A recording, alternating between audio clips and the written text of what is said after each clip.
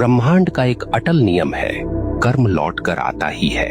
आप चाहें तो पर्वतों के पीछे छुप जाइए, आप चाहें तो महासागरों की गहराई में उतर जाइए, परंतु कर्म का चक्र आपको ढूंढ लेगा।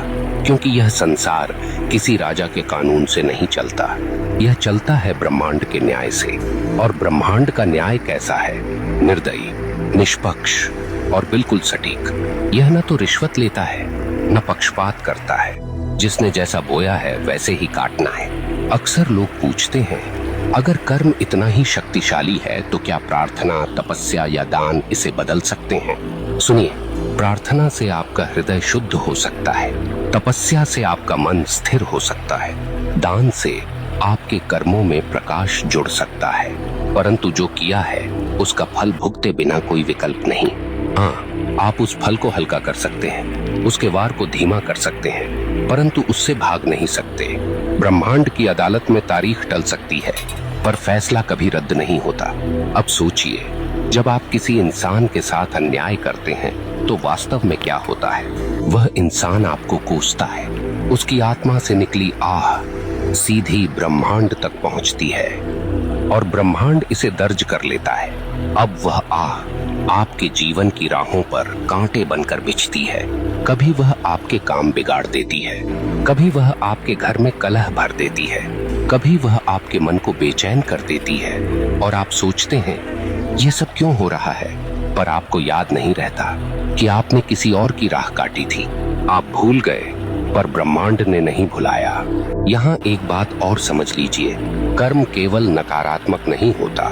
जैसे बुरा कर्म लौटता है, वैसे ही अच्छा कर्म भी लौटता है। कभी किसी को सच्चे दिल से सहारा दिया तो वह सहारा एक दिन आपके लिए दीवार बनकर खड़ा हो जाएगा। कभी किसी का दिल सच्चे भाव से खुश किया तो वह खुशी आपके जीवन में रोशनी बनकर लौटेगी।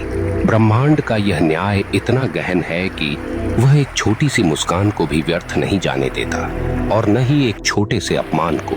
यहाँ मैं आपको एक कठोर सत्य बताना चाहता हूँ, आपका कर्म केवल आपकी वर्तमान जिंदगी को प्रभावित नहीं करता, यह आपके अगले जन्म तक जाता है।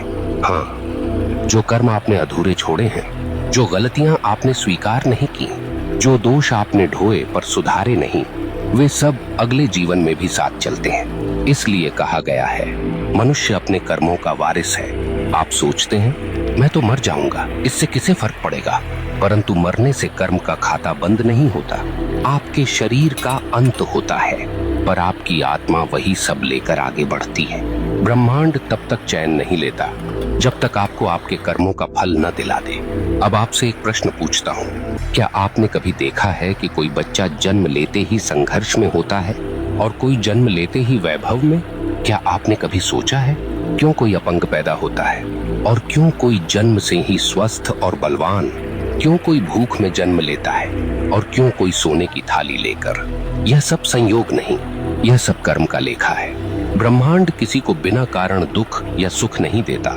अब एक और गहरी बात, कर्म केवल व्यक्तिगत नहीं, सामूहिक भी होता है। कभी आपने देखा है कि किसी पूरे समाज पर विपत्ति आती है, पूरा नगर डूब जाता है, पूरा गांव अकाल झेलता है, कभी कभी पूरे राष्ट्र पर संकट आता है। क्यों?